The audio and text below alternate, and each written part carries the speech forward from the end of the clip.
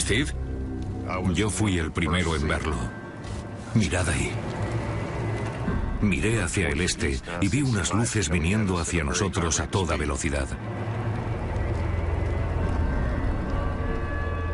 Eran muy brillantes e intensas. Parecían bengalas de magnesio, pero no se parecía a nada que conociera. ¿Qué diablos es eso?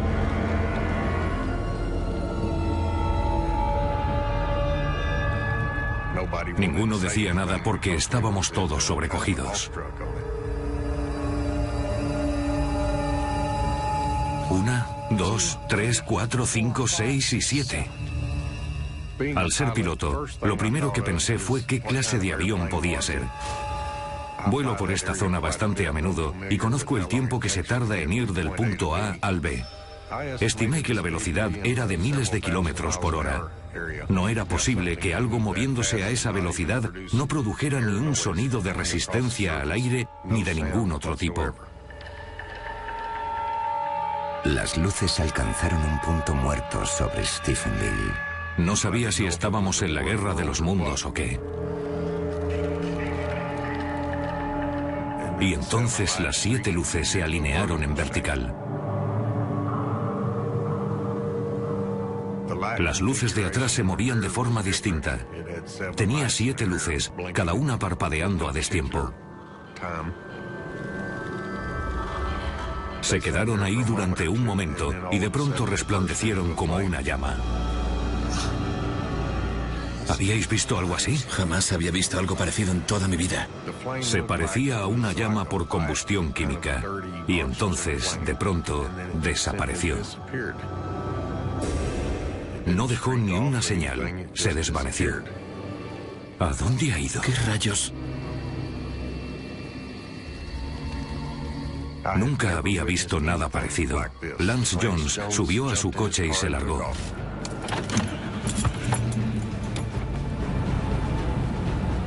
Estaba muy asustado. Ni siquiera dijo, adiós, ya nos veremos, ha sido genial, ni nada parecido. Simplemente salió pitando de allí. Mike y yo nos miramos y dijimos, ¿qué diablos ha pasado? No le encontraba ningún sentido. Teníamos que decírselo a alguien, así que nos fuimos a su casa para contarle a su mujer, Claudette, lo que acababa de ocurrir. ¿Claudette? Hola, chicos, llegáis temprano. Había unas luces, estábamos en la hoguera. Las vimos por encima de los árboles. Calmaos. La primera reacción de Claudette fue incredulidad y dijo, está bien, chicos, voy a llamar a Lance. Y le dijimos, adelante, llama a Lance. Él te dirá que es cierto. El por qué Lance tenía más credibilidad que nosotros aún no lo sé.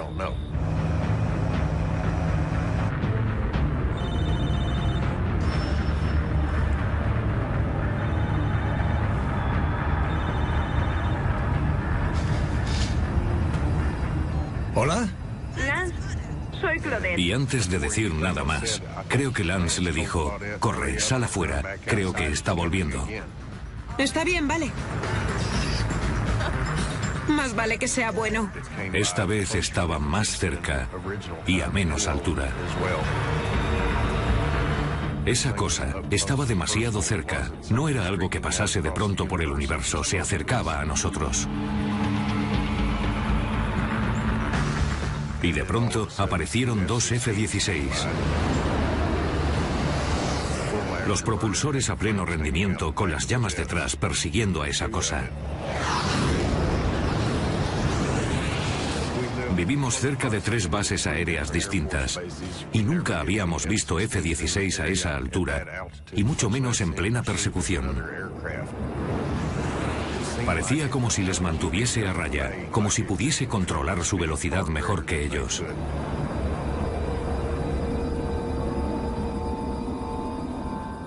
Lo vimos ir hacia el este hasta que desapareció de vista. ¿Por qué iban los militares a perseguir algo si fuese creación nuestra? Obviamente, no lo harían. Así que las preguntas eran, ¿qué hacen aquí? ¿Por qué están aquí? ¿Y qué es lo que quieren? ¿Son peligrosos? Tenía muchas preguntas y necesitaba las respuestas. Antes de irme esa noche les dije a Mike y a Claudette, vamos a llegar al fondo de esto, pero tenía prisa por ir a mi casa. Mi primera reacción fue pensar que si era el fin del mundo, quería estar en casa y proteger mi hogar, a mi mujer y estar con mis seres queridos. Trataba de procesar todo lo que habíamos visto esa noche, de encontrarle sentido.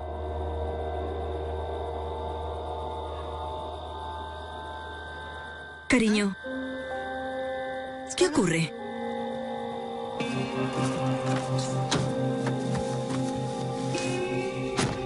¿Qué pasa? Hemos visto algo extraño, unas luces muy raras en el cielo. Cosas que nunca he visto antes. Un par de jets han ido tras ellas. Vaya. Mi mujer se dio cuenta de que estaba muy afectado y supo que le estaba diciendo la verdad. ¿Era un ovni? No lo sé. Me rogó que no le contase a nadie lo que había visto. Cariño, escucha. No puedes ir por ahí hablando de ovnis. Lo que hemos visto es real y voy a averiguar lo que era. Pero... No quería que hablase de ello porque pensaba que la gente creería que estábamos locos. Pero los hombres somos así. Tienes que contarlo y hacer lo contrario de lo que te dice tu mujer. Si hubiese estado yo solo, no habría dicho nada, pero como éramos tres pensé, necesito hablar de ello, y esperaba que más gente lo hubiera visto. No dormí ni media hora esa noche. No podía dormir pensando en lo que nos había pasado.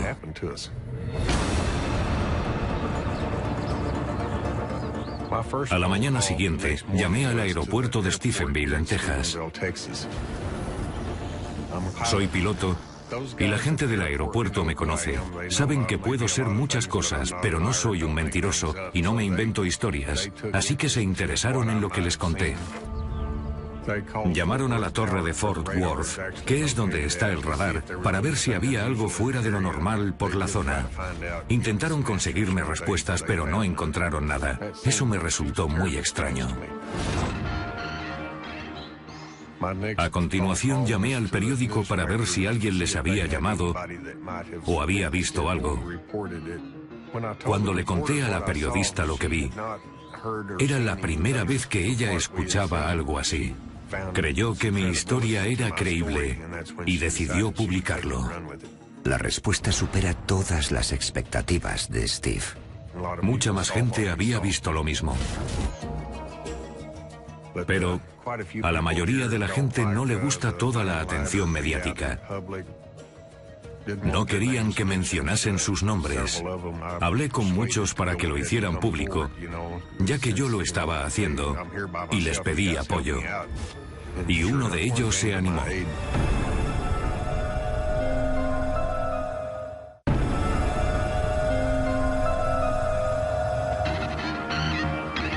En la noche del 8 de enero de 2008, en las afueras de Stephenville, Texas, Steve Allen y un grupo de amigos vieron cómo aviones militares perseguían unas luces extrañas, pero no fueron los únicos testigos de este misterioso suceso. Llamé al periódico local, hablé con la redactora y le conté lo que vimos. Me preguntó si podía publicar un artículo y le dije, asegúrate de poner mi teléfono por si alguien que lo haya visto me quiere llamar. Hablé con unas 60 personas solo el primer día. Me dieron sus nombres y direcciones, me contaron lo que vieron. Traté de obtener todos los detalles que pude. Y les pregunté, ¿daríais la cara? La mayoría no quiere hablar en público, pero un policía del condado, Leroy Gaitan, da un paso al frente. Llevo en el cuerpo de policía más de 20 años. Soy agente y soy elegido por los votantes. Mi credibilidad podría estar en juego.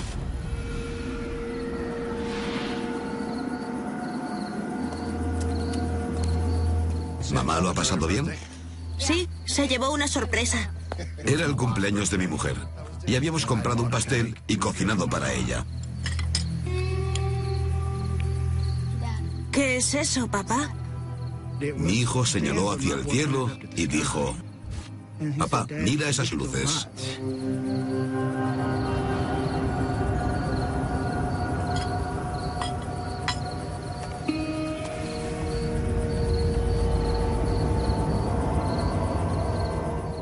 Cogí mis prismáticos para intentar verlo más de cerca, y lo único que conseguí ver fueron unas luces brillantes y azuladas, como fluorescentes. Durante ese rato, yo trataba de observarlas de cerca, y mi hijo, que tiene 10 años, no paraba de hacerme preguntas. Papá, ¿es un platillo volante? ¿Qué es? No.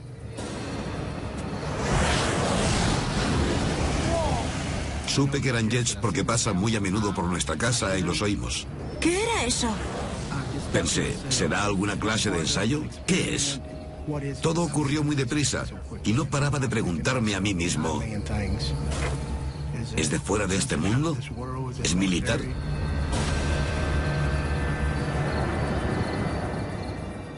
El periódico local investiga la historia y contacta con las fuerzas aéreas americanas.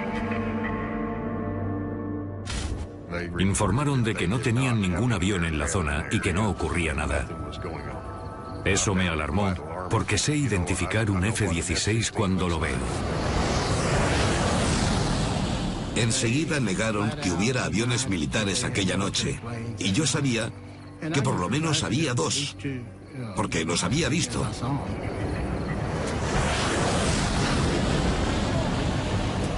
Eso me preocupó bastante. ¿Qué estaban ocultando? Para Steve Allen, la negativa hizo aumentar su determinación. Quería averiguar la verdad a toda costa.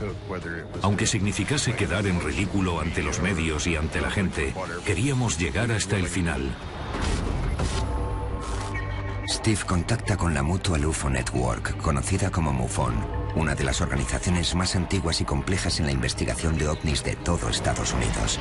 Ellos envían a Stephenville al director de investigaciones, Robert Powell, para investigar el caso. Lo primero que tratamos de determinar fue, ¿podría ser un avión? ¿Alguien volando con las luces puestas? ¿Podría ser una estrella?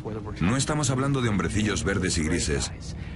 Hablamos de un suceso, un objeto volador no identificado que nadie podía reconocer, y como científico debes investigarlo. Solo en unos días, la investigación da con 17 testigos que corroboran la versión de Steve Allen.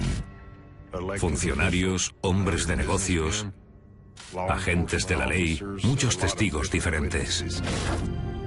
Lo que hacía de Stephenville un suceso único de avistamiento ovni no era solo que hubiese 17 testigos, sino que cada uno lo vio en momentos diferentes, sobre un árbol y sobre otros lugares en un intervalo de tiempo de media hora.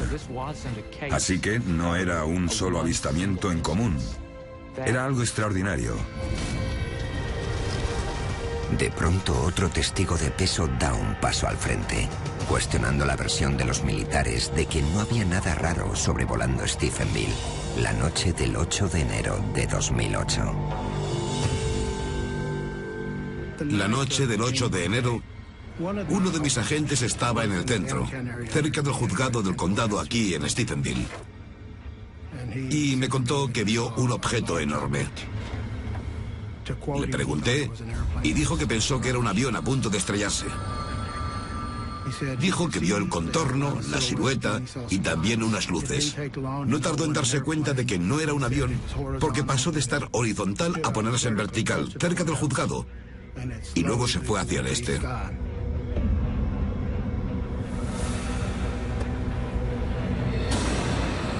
Apuntó su radar hacia esa dirección. No iba muy rápido, a unos 30 kilómetros por hora.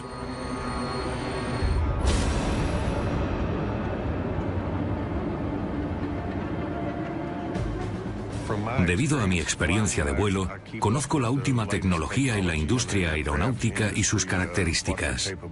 Por supuesto, el gobierno tiene los mejores aparatos y se sabe los modelos que tienen y los que no. Quizás lleven algo en secreto, pero no creo que tengan algo parecido a esto.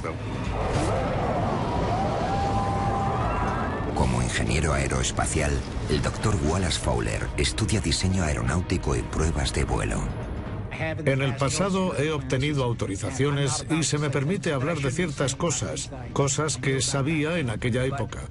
Pero estoy seguro de que los militares hacen cosas sobre las que no nos van a hablar nunca. El SR-71, por ejemplo, fue ocultado durante años. El F-117 también se ocultó y hubo extraños avistamientos de este peculiar aparato en el desierto de Nevada. Seguramente por su apariencia pensarían que se trataba de una nave alienígena. Sabía que era algo que nunca antes se había visto. No tienes que ser piloto. Un niño de primaria te habría descrito lo que vio con bastante precisión. Docenas de habitantes de un norteño pueblo de Texas afirman haber visto un ovni y está teniendo repercusión internacional. Cada vez más y más testigos salen a la luz pública. Tenemos a unas 100 personas aproximadamente que han visto algo relacionado con este ovni. Hubo muchos testigos creíbles y avistamientos, y todos en la misma zona. El gran número de testigos desata la histeria mediática. Numerosos testigos afirman haber visto en el cielo lo que parecía ser un grupo de luces misteriosas en Stephenville. Y bajo la mirada de los medios, el ejército revela nueva información. Finalmente, los militares dieron a conocer un informe en el que se decía que efectivamente tenían 10 F-16 en la zona.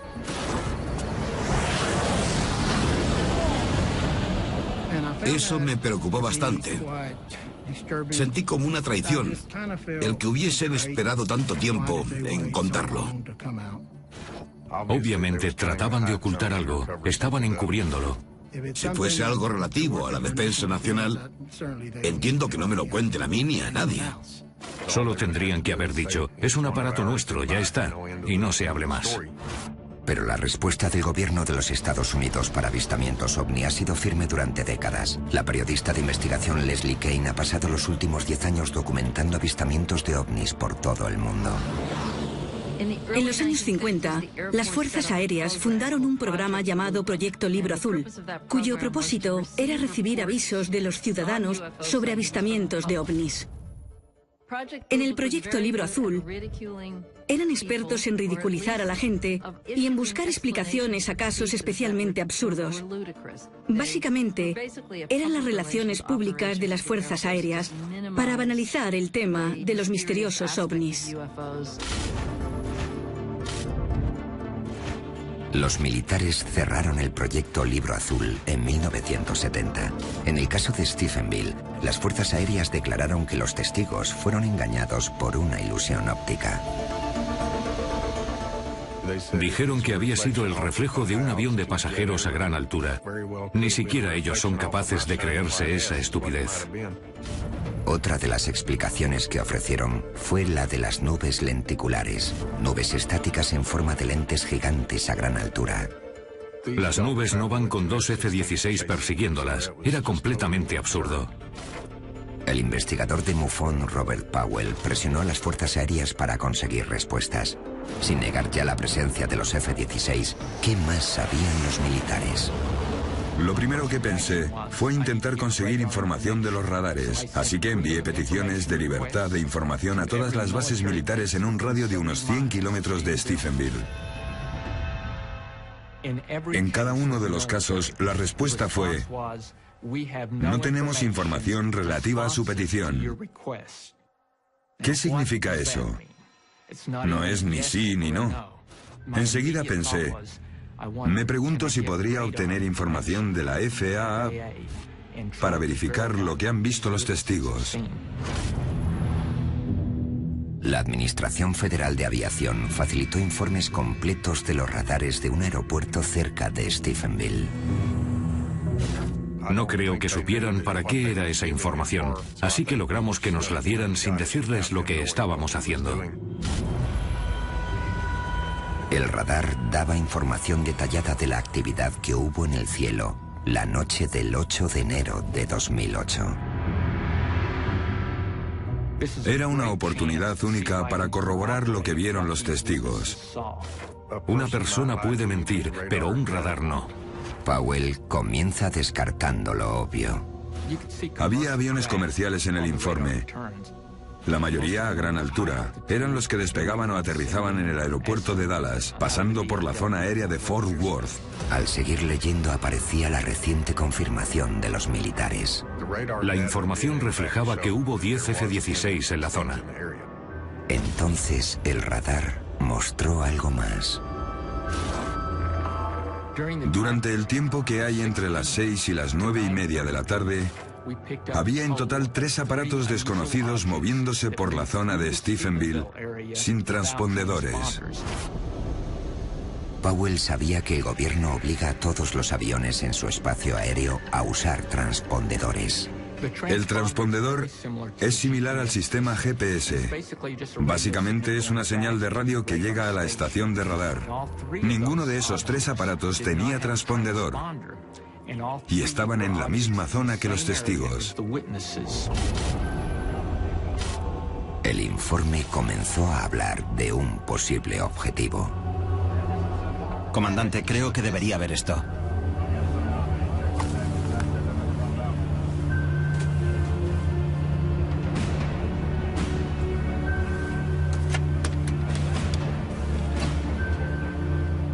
Tenemos un avión sin identificar acercándose a la zona de exclusión aérea P4 de Crawford, Texas. Un avión sin transpondedor se dirige a una de las zonas prohibidas de vuelo más vigiladas de todo Estados Unidos. Uno de los aparatos que vimos en el radar iba directo al rancho Crawford. Viajaba en línea recta. El radar lo localizó hasta en 140 puntos. El rancho Crawford es el equivalente en esta zona a la Casa Blanca. Y hogar del presidente de los Estados Unidos, George W. Bush.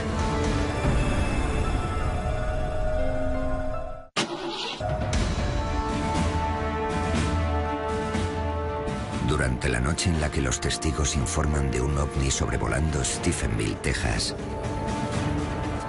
la información del radar registra 10 F-16 y una misteriosa nave que va directa a la zona de exclusión aérea sobre el rancho Crawford. El rancho Crawford es donde vive George W. Bush, nuestro expresidente. Está al este de aquí a unos 90 kilómetros. La zona de exclusión aérea llega a 5 kilómetros de distancia en todas direcciones. Traspasar esa zona de exclusión es un delito muy serio. Se acerca al área de exclusión P4, Crawford, Texas. Es muy grave para la seguridad nacional. Si un piloto entra en esa zona, o le obligan a aterrizar o le derriban. La nave se dirigía a la versión tejana de la Casa Blanca y había 10 F-16 a unos 40 o 60 kilómetros de distancia de esa nave. Y en el radar se ve que ninguno de los F-16 reacciona y la nave desciende. Se desplaza en línea recta a mucha velocidad y en un par de segundos desaparece. Si los F-16 no perseguían a la extraña nave, ¿estaban las Fuerzas Armadas escoltando un avión que era secreto militar? ¿Por qué lo iban a sacar en una zona tan poblada? Lo harían en el desierto donde nadie lo pudiera ver. ¿Por qué hacerlo aquí? Si era un avión militar y lo pilotaron en zona civil, sería una metedura de pata muy grande de los militares. Tratando de averiguar más acerca de esta extraña nave, Steve Allen y Robert Powell vuelven a consultar la información del radar. Para mí, la velocidad era un asunto muy importante. El radar hace un barrido cada 10 segundos, así que una vez que sé dónde está el objeto y lo localizo otra vez cada 10 segundos, es cuestión de echar cálculos para saber a qué velocidad se movía entre los 10 y los 20 segundos. Concluí que el objeto aceleró hasta unos 3.000 kilómetros por hora y continuó así. Después, Powell investigó para averiguar el tamaño del aparato. No podía hacerlo con la información del radar, porque nada de lo que registra la FAA tiene que ver con las dimensiones. Pero uno de los testigos decía tener algo que quizás podríamos usar. Después de que se conociera mi historia, un compañero al que conozco de toda la vida me dijo que la noche del 8 de enero vio lo que llamaríamos una nave.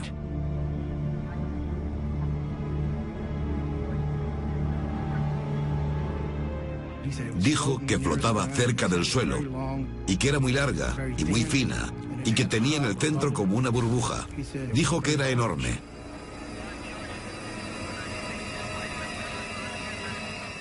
Dijo que era tan grande como una manzana de la ciudad. Dijo que era algo enorme, que hacía cosas raras y que iba muy deprisa. Yo confío plenamente en él. No tiene razones para mentir. Intenté calcular el tamaño de esa nave basándome en la descripción visual de los testigos y en la situación que ocupaba según el radar. Y basándome en eso, poder calcular el tamaño usando la trigonometría. El tamaño aproximado que debía tener era de unos 400 metros por 200. Algo de ese tamaño, con el alcance de 2 campos de fútbol, es como coger un campo de fútbol y hacerlo girar en un poste, y ese es el tamaño que tendría esa cosa. La pregunta es, ¿ha construido el hombre una nave con esas características? El SR-71 alcanzaba los 3.000 kilómetros por hora, así que es perfectamente capaz de alcanzar estas velocidades. El X-15 alcanzaba los 7.000 kilómetros por hora. El transbordador espacial alcanzó los 28.000 kilómetros por hora o más. Así que hemos construido naves que pueden volar más rápido que esa. Pero para que puedan hacer lo que vieron los testigos, tendría que tener, primero, mucha energía. La propulsión es lo más difícil. Se necesita muchísima propulsión para que un aparato que mide 200 metros de largo alcance los 3.000 kilómetros por hora. Además, la ausencia de sonido es intrigante. Cómo algo que se mueve a esa velocidad no emite ningún sonido de resistencia al aire. Se movía en un silencio total desde donde estábamos. Cuando un avión alcanza la velocidad del sonido, Mach 1, se forma una onda en el arco de la nave y esa onda nosotros la percibimos como una explosión sónica. Todo lo que viaje más rápido que la velocidad del sonido, sobre todo a poca altura, se va a oír. Alguien tendría que haber oído la explosión sónica. Pero todas las informaciones decían que no emitía sonido alguno. El profesor de física y astronomía John Willis estudia las enormes distancias que hay en el espacio exterior. Si hubiese una nave que pudiese viajar a la velocidad de la luz, tardaría 4 años en llegar a sus estrellas más cercanas. Si viajase a menos velocidad, como la que alcanzamos en la Tierra con cohetes, tardaría cientos de años. Es posible, pero tardaríamos generaciones en conseguir algo así. La raza humana aún no ha conseguido transportar personas a esas distancias, ni en ese tiempo.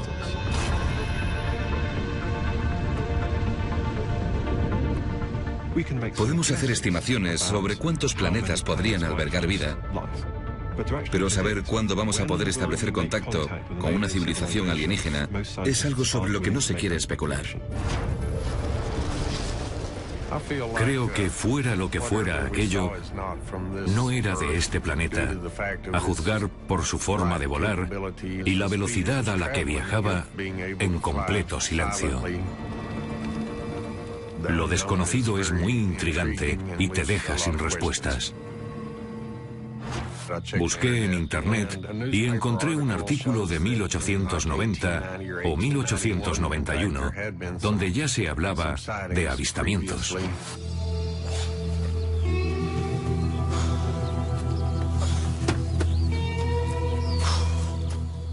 Había un señor en la prensadora de algodón que había visto un objeto volador extraño.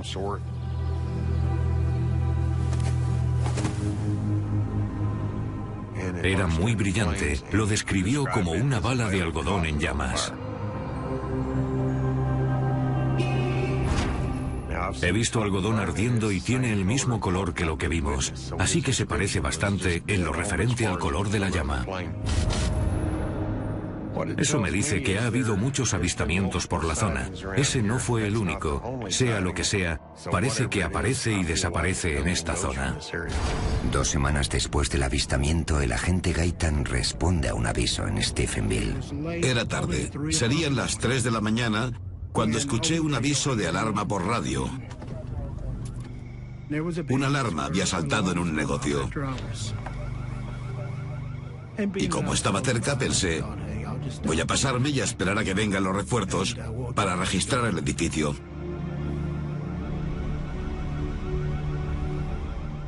Algo llamó mi atención en el cielo. Los colores pasaban del rojo al azul y quizá al verde.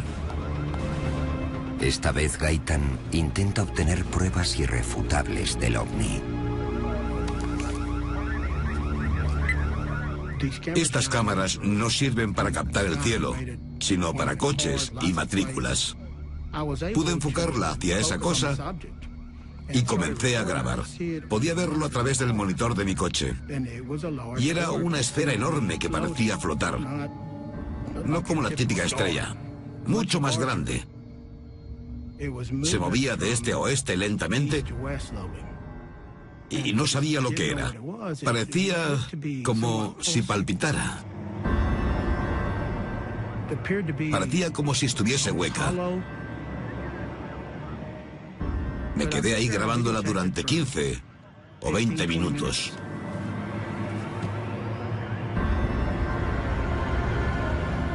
Las luces no dejaron ni un rastro tras de sí de lo rápido que desapareció. Me fui a casa para ver el vídeo y, para mi sorpresa, tenía muchas interferencias. Por algún motivo el vídeo no se veía con claridad. Aquello también atrajo los titulares de la zona. A pesar de la imagen borrosa, el último avistamiento dotó a la investigación de un nuevo objetivo. Estábamos progresando. Todo el mundo sabía lo que había visto. Para entonces cada uno teníamos una tarea designada. Robert analizaba los radares. Yo seguía recogiendo testimonios. Y había muchos. Así que estábamos atareados intentando averiguar qué había ocurrido. Pero los militares trataron de poner excusas. Hicieron una campaña de calumnias para cubrirlo todo, desacreditando lo que habíamos visto. Los ovnis son un fenómeno que el gobierno no puede explicar. Creo que ellos saben que existen, pero no lo pueden explicar, y no quieren ese peso en sus espaldas. Nos ridiculizaron por completo con lo que pasó. Nunca nos preguntaron qué vimos. Estaban ocupados inventando excusas. Una tapadera del gobierno sobre el tema de los ovnis es un tema muy complicado y arriesgado de tratar. Si ocurre algo que queda ampliamente registrado y con numerosos testigos, y tenemos muy claro lo que ha pasado, el gobierno no va a querer implicarse. Quieren ocultar algo que todo el mundo sabe que ha pasado. Probablemente existen documentos clasificados que hablan de ovnis que están ocultos. Así que el fondo de la cuestión es que el gobierno americano no facilita la información que posee. Pero Steve Allen se niega a abandonar su búsqueda de la verdad. Su perseverancia da sus frutos cuando recibe una sorprendente llamada. La persona al otro lado de la línea no es otro que el astronauta de la NASA, Edgar Dean Mitchell. Hablamos un buen rato por teléfono, casi hora y media, y le conté lo que había visto. Él sabía de lo que le hablaba. El astronauta del Apolo 14, Edgar Mitchell, es un héroe americano. Fue el sexto hombre en caminar por la Luna y durante años ha sido muy abierto con el tema de los ovnis. Le interesa mucho el tema y ha hecho investigaciones internas de forma privada con gente de muy arriba.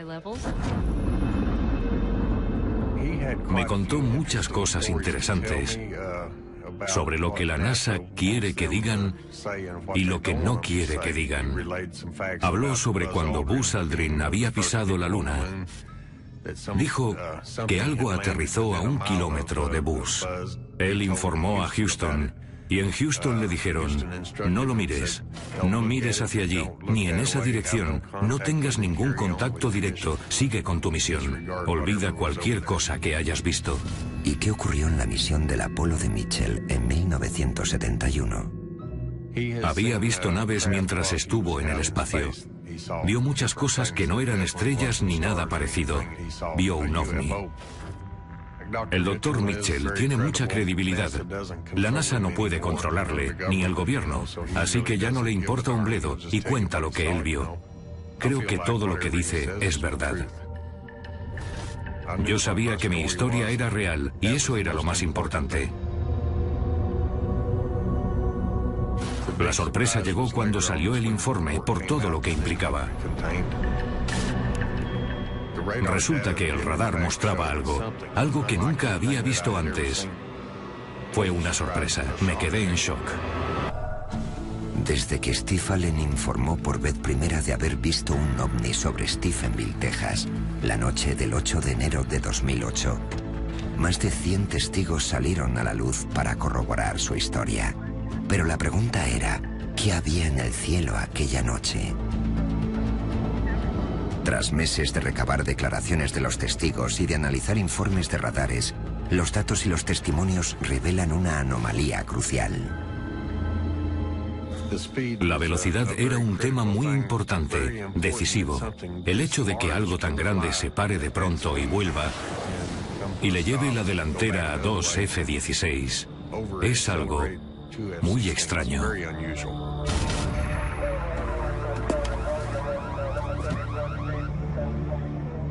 El objeto, fuese lo que fuese, pasó de estar parado a ir a 3.000 kilómetros por hora tan solo en 2 segundos. Algo que vaya a esa velocidad y se pare por completo como si nada, necesitaría mucha fuerza G. El concepto de fuerza G proviene de la ley de la gravedad de Newton, una ley que no se puede romper, al menos en la Tierra. La fuerza G es básicamente una medida de aceleración. Si estás en un avión que baja, pon que crea una fuerza de 2G. En ese punto la fuerza que te empuja desde abajo es de 2 veces tu peso. Si es 3G, es 3 veces tu peso.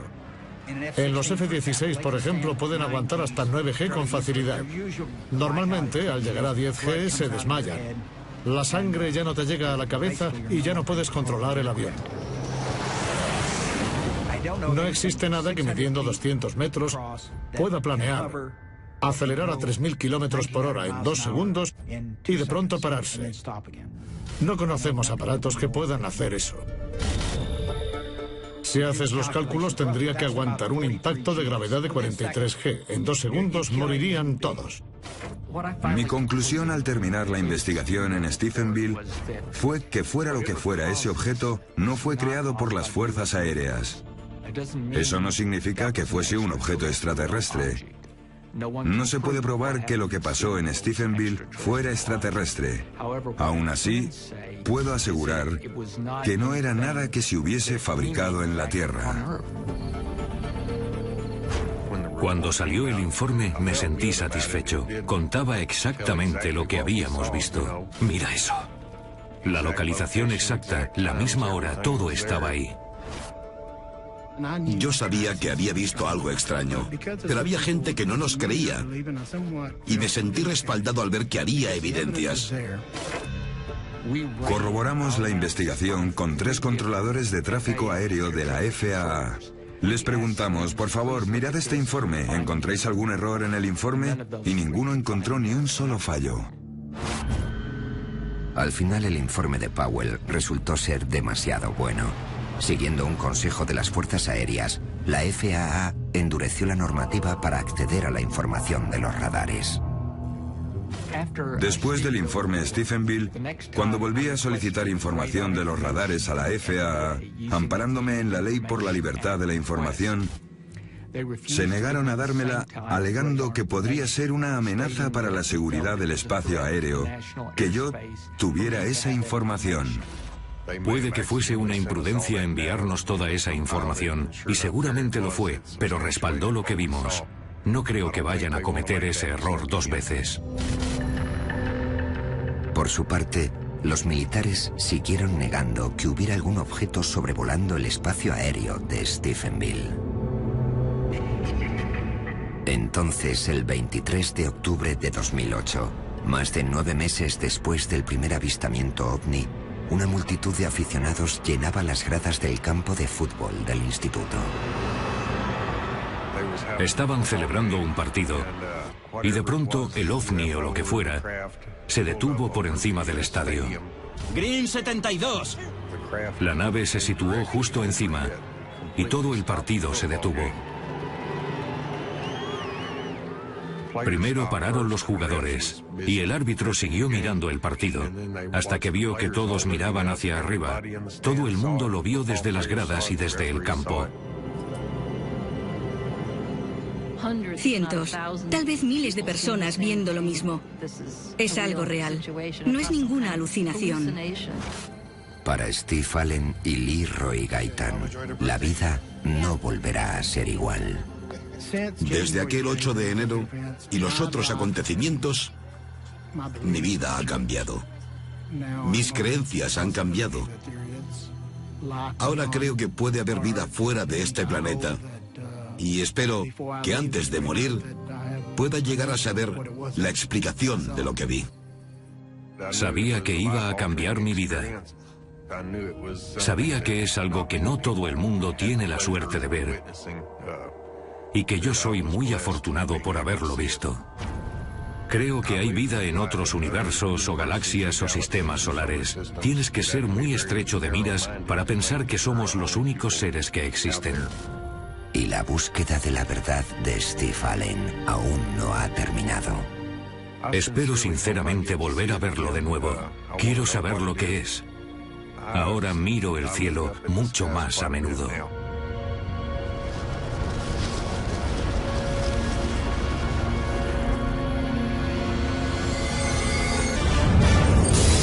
Esto es Teorías de la Conspiración.